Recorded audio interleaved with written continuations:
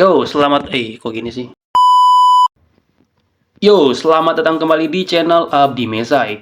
Setelah sekian lama Minsek gak bikin video review jujur, dan akhirnya kali ini Minsek akan mereview sesuatu yang wah. Sebenarnya ini dikatakan video review juga bukan, dibilang video tutorial juga bukan. Karena gini, ada begitu banyak permasalahan yang terjadi bagi para YouTuber pemula, khususnya Minsek sendiri yang kesulitan untuk memonetisasi channel YouTube-nya. Banyaklah problemnya, entah itu mungkin dari jumlah subscriber atau bahkan dari jam tayangnya yang belum mencukupi. Gak hanya itu, setelah kita melewati beberapa persyaratan tadi, selanjutnya adalah mengajukan permohonan monetisasi. Nah, disinilah permasalahan yang sering kali kita temukan, yang sering kita alami oleh sebagian para YouTuber pemula.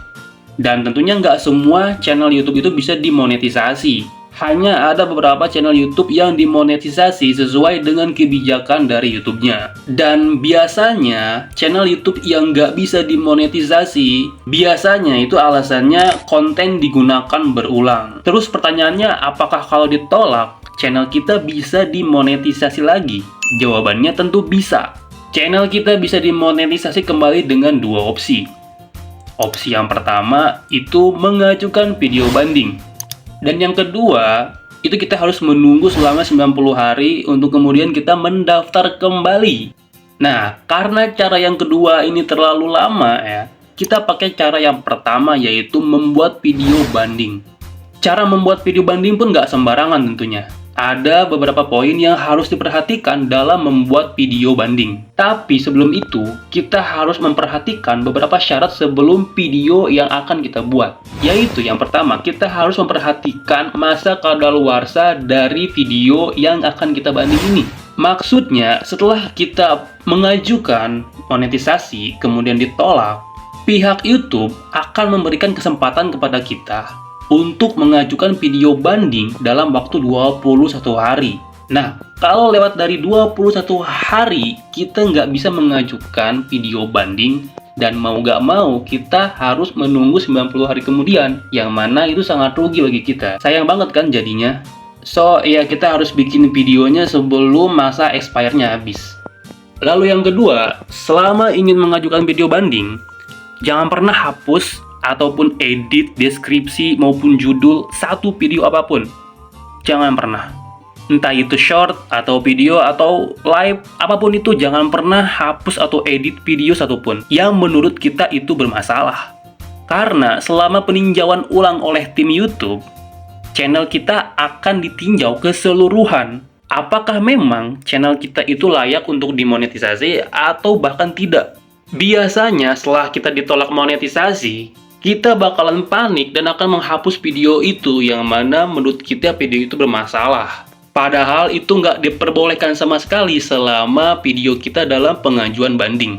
Jadi ya biarin aja fokus pada pembuatan video yang akan kita ajukan buat banding.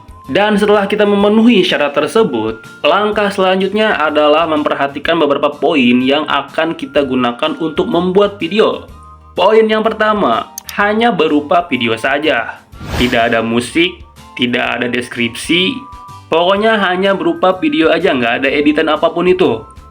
Karena video banding ini kan cuma klarifikasi dari kita, yang mana pihak YouTube itu udah menuduh kita karena konten kita digunakan berulang. Nah, tugas kita adalah meyakinkan tim YouTube agar video kita itu atau channel kita itu bukan konten berulang.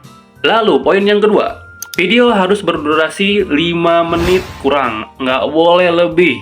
5,1 detik, 5,0,1 detik itu nggak boleh. Harus kurang dari 5 menit. Poin yang ketiga, menampilkan URL channel kita selama 30 detik pertama video kita. Poin yang keempat, membahas keseluruhan dari channel kita. Jadi bukan membahas satu video yang bermasalah, kemudian kita ulik itu enggak. Tapi kita harus menjelaskan semua video kita itu isinya tentang apa. Apa sih yang kita bahas, apa aja sih video yang memang kita bawakan dalam channel kita. Jadi nggak cuma satu video aja gitu. Poin yang kelima, menyajikan contoh visual. Maksudnya, dalam pembuatan video kita harus menampilkan atau menunjukkan bagaimana caranya kita membuat video. Jadi, tampilan muka ya kita harus menampilkan muka seperti ini. Kemudian, kita juga harus menunjukkan gear apa saja yang kita pakai. Misal kalau kita ngeditnya itu pakai laptop, ya udah kita tunjukkan laptopnya seperti apa. Kemudian aplikasi yang kita gunakan juga seperti apa. Misal kita pakai CapCut atau pakai Adobe Premiere Pro mungkin, nah itu kita tunjukkan seperti apa. Kemudian kita tunjukkan juga bagaimana cara ngeditnya. Enggak cuma ngedit, tapi kita hanya menunjukkan hasil project kita yang terakhir kita buat. Kemudian kita tunjukkan juga hasil video yang udah diedit itu. Nah, seperti itu. Dan nggak lupa, thumbnail video juga harus kita tunjukkan project terakhirnya agar pihak YouTube itu tahu kita cara membuat thumbnail itu seperti apa. Poin yang keenam, pada saat kita mengupload video, visibilitasnya itu kita ubah jadi tidak publik. Poin yang ketujuh, menggunakan bahasa yang jelas dan mudah dimengerti. Kalian bisa gunakan pakai bahasa Indonesia, atau kalau kalian jago pakai bahasa Inggris ya udah pakai bahasa Inggris saja. Tapi kalau buat yang nggak bisa bahasa Inggris, kalian bisa menggunakan bahasa Indonesia. Akan tetapi kalian harus gunakan translate bahasa Inggris di bawah video seperti itu. Dan poin yang ke-8, ini yang paling penting. Video harus di-upload pada channel kita sendiri. Nggak boleh diwakilkan atau dijokiin sama orang, itu nggak boleh. Harus digunakan atau di-upload oleh channel kita sendiri. Untuk lebih jelasnya, biar teman-teman mudah memahami ya, biar ada gambaran juga bagaimana cara membuat video banding seperti apa, Minsai akan memberikan bukti berupa contoh video yang mana video ini terbukti berhasil untuk pengajuan video banding. Jadi nggak usah berlama-lama, kita langsung aja tonton video ini. Halo tim YouTube, saya adalah pemilik asli dari channel YouTube Abdi Mesaik. Dan ini adalah link channel YouTube saya. Di video ini, saya akan melakukan banding terhadap keputusan pihak YouTube yang tidak menyetujui monetisasi channel YouTube saya, dengan alasan bahwa channel saya berisi konten yang digunakan ulang. Padahal semua video yang ada di channel YouTube saya sudah mematuhi kebijakan monetisasi channel YouTube. Video yang saya upload merupakan hasil karya saya sendiri yang telah melalui proses pengeditan melalui aplikasi CapCut di handphone. Saya akan menjelaskan channel YouTube saya sendiri. Dan ini adalah channel YouTube saya, Abdi Mesaik. Lalu ini adalah channel YouTube studio milik saya. Di channel ini, saya berfokus pada konten membahas atau mereview anime khususnya One Piece. Serta ada konten tentang pembahasan game Mobile Legends berupa review hero. Berkomentar tentang update patch dan gameplay saya sendiri. Lalu ada konten video reaction yang menampilkan wajah saya dan cuplikan video yang saya reaksi berdasarkan ketentuan kebijakan YouTube. Tak hanya itu, saya juga membuat konten tentang review jujur dari suatu produk yang menampilkan wajah, review produk, dan suara saya sendiri yang pastinya bukan re-upload. Dan yang terakhir, saya juga membuat konten tentang review makanan, seperti video mukbang.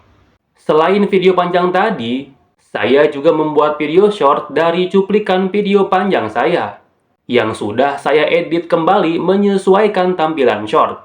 Yang mana hal tersebut juga didukung oleh YouTube dengan fitur remix yang hanya bisa digunakan oleh pengguna aslinya.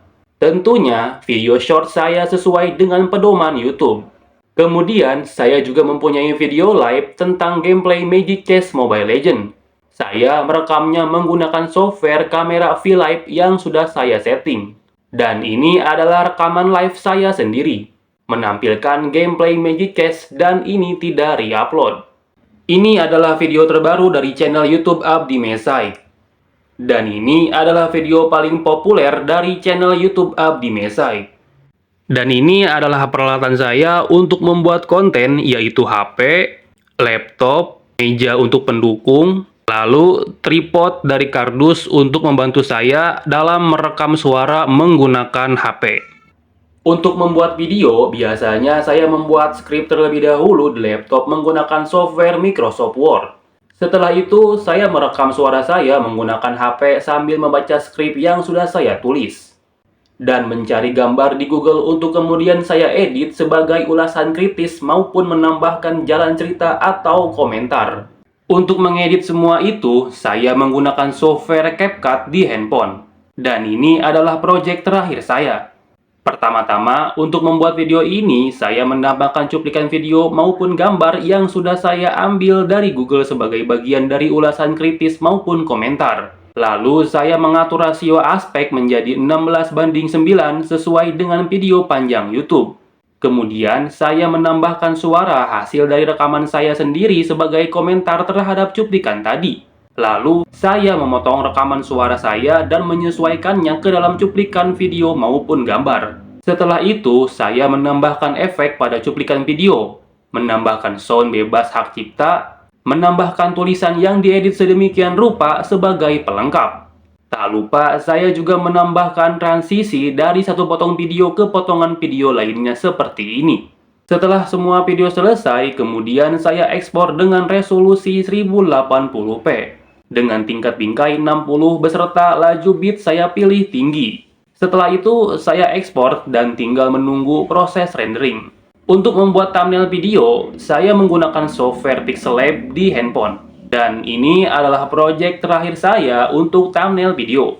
Dan inilah hasil video yang sudah saya upload dengan judul video "Inilah buah iblis terkuat di dunia One Piece". Begitulah cara saya membuat video. Dan saya yakin video seperti ini sangat aman untuk dimonetisasi YouTube. Karena banyak channel lain yang serupa membuat konten seperti ini dan aman untuk dimonetisasi. Contohnya seperti channel Kutu Film, Etnime, Real Goenoe, dan Andre Suhen. Besar harapan saya agar tim YouTube dapat segera meninjau dan juga memonetisasi channel YouTube saya. Terima kasih atas perhatiannya kepada tim YouTube. Dan itulah tadi video yang Minsek gunakan untuk pengajuan banding. Hanya 1 hari setelah upload video kemudian bisa diterima oleh pihak YouTube. Paginya upload, sorenya langsung dapat notif dari YouTube bahwasannya video kita sudah bisa dimonetisasi. Jika video ini membantu, silahkan tekan like dan jangan lupa subscribe. Kalau ada pertanyaan, silahkan tulis di kolom komentar. Sampai jumpa di video selanjutnya, dan bye-bye!